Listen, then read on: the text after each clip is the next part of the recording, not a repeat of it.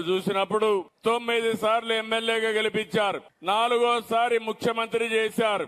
ఉమ్మడి రాష్ట్రంలో 9 ఏళ్లు ముఖ్యమంత్రిగా ఉన్నాను. నవ్యాంధ్రలో 6వ సంవత్సరం ముఖ్యమంత్రిగా ఉన్నాను. 15 సంవత్సరాలు ముఖ్యమంత్రిగా ఉన్నాను. 15 సంవత్సరాలు ప్రతిపక్ష నేతగా ఉన్నాను.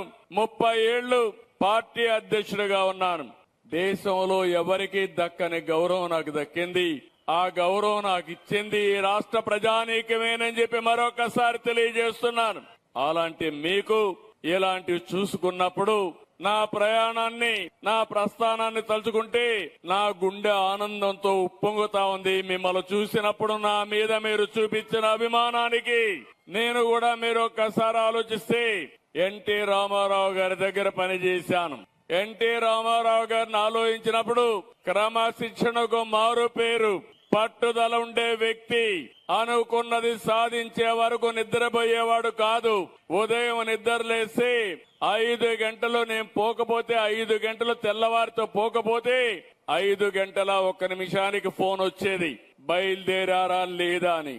అలాంటి కఠోరమైన క్రమశిక్షణలో పెరిగాను. అందుకే ఆయన దగ్గర అనేక విషయాలు నేర్చుకున్నాను. అయితే ఈ రోజు నేను ఆలోచించేది ఒకటే, 40 ఏళ్లుగా ప్రజలే జీవితంగా బతికాను. రాష్ట్రం బాగుండాలని ఆలోచించాను. ప్రజల జీవితాల్లో మార్పు రావాలని కోరుకున్నాను. మన బిడ్డల యువత భవిష్యత్తు బాగుండాలనేది నా ఆకాంక్ష అని చెప్పి కూడా మీకు